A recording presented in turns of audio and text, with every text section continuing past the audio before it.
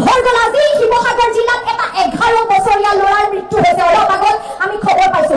এই যে 11 বছৰীয়া ল'ৰাটো আজি মৰিলে, এই যে 105 জনতকৈ অধিক মানুহ মৃত্যু হ'ল, ইয়াৰ বাবে জবাবদিহি কোন হ'ব লাগে? বিজেপি চৰকাৰ আৰু এই কয়লা চিণ্ডিকেটৰ লগত জড়িত প্ৰতিজন মানুহ হ'ব লাগে। কিন্তু তাৰ বাবদ তেওঁলোকে ৰাইজক ক্ষতিপূৰণ দিয়াৰ ক্ষেত্ৰতো তেওঁলোকৰ লোভ মোহৰ সীমা নাইকিয়া কৰিছে, হয়নে? আজি তেওঁলোকে ক'ব লাগিছিল যে আমি কাকো ৰেহাই নিদিওঁ যোনে এইবোৰৰ লগত জড়িত। ক'ব পাৰিছেনে? নাই পৰা। তেওঁলোকে ক'ব লাগিছিল যে আমি CBI এনকুৱাৰী কৰিম আৰু শাস্তি দিম। ক'ব নাই পৰা। কিন্তু তেওঁলোকে ক'ব লাগিছিল আজি প্ৰশাসনে আন্দোলন কৰিছে, আজি বিজেপি দলে আন্দোলন কৰিছে, হেৰৌ বানপানী হৈ আছে। ইমান যদি আন্দোলনে কৰিব লগা আছে, বানাক্ৰান্ত ৰাইজৰ পক্ষত হ'ব লগা আছে, তেন্তে কোৱা যে বানাক্ৰান্ত প্ৰতিখন ঘৰক আমি PMAY জৰিয়তে বনাই দিম, হয়নে নহয়? প্ৰতিপালন কৰি দিম। ইমান যদি আন্দোলন কৰিব লগা আছে, বানাক্ৰান্ত ৰাইজৰ ঘৰে ঘৰে যোৱা, ভালদৰে চাৰ্ভেবোৰ কৰা, 10 লাখ টকাৰ সাহায্য দিম বুলি কোৱা।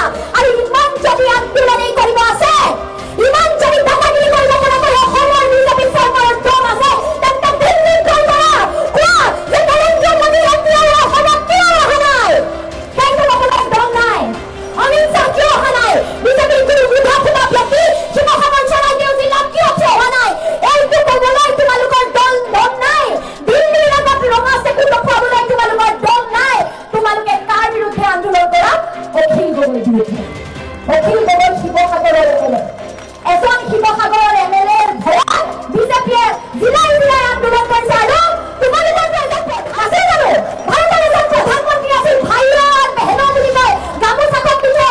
এতিয়া বানপানীৰ সময়ত ৰাইজৰ চকু পানীবোৰ মুচিবলৈ গামোচাখন কান্ধত লৈ নৰেন্দ্ৰ মোদী অসমলৈ কিয় অহা নাই?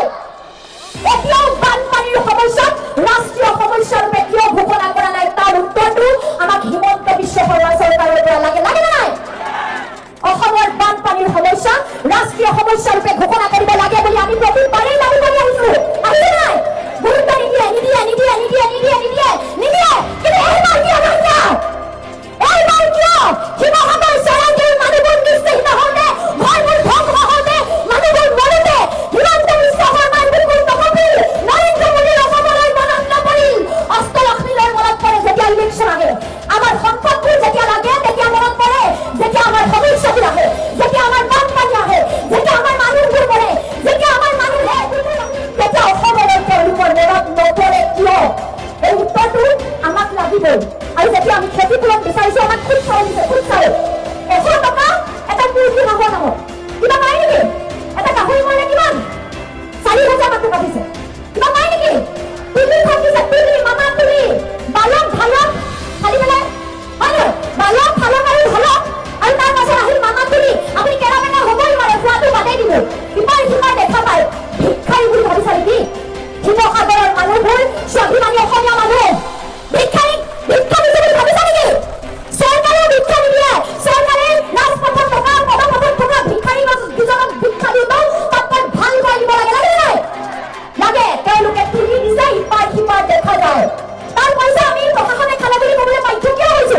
ঠিকাদাৰ কেইজনক মাতি জবাবদিহি কৰিব লাগিছিল। গতিকে মই এইখিনি কথা ক'লো, মই মোৰ কথাখিনি সামৰো।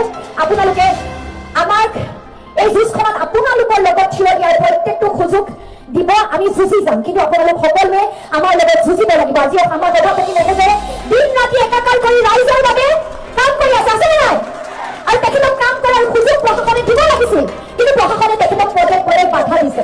কিন্তু আমি ভাল পাইছো যে বানাক্ৰান্ত ৰাইজ আজি নিজে ওলাই আহিছে প্ৰশাসনক তাৰ উত্তৰ দিবলৈ। আহিছেনে? আহিছে। গতিকে আমি সকলোৱে মিলি যুঁজিম।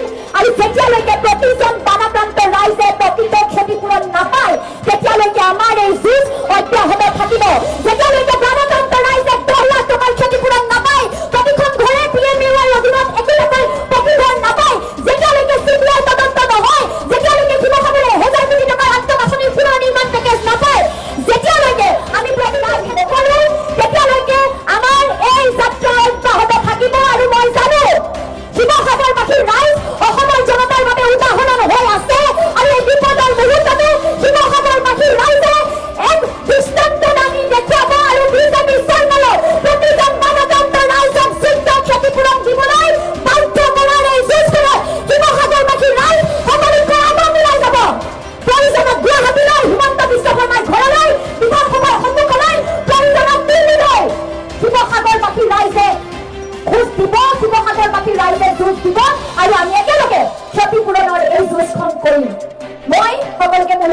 প্ৰথম বুলি কৈ মই কথাখিনি সামৰিবলৈ অনুৰোধ জনাইছো। একেলগে কম দেই।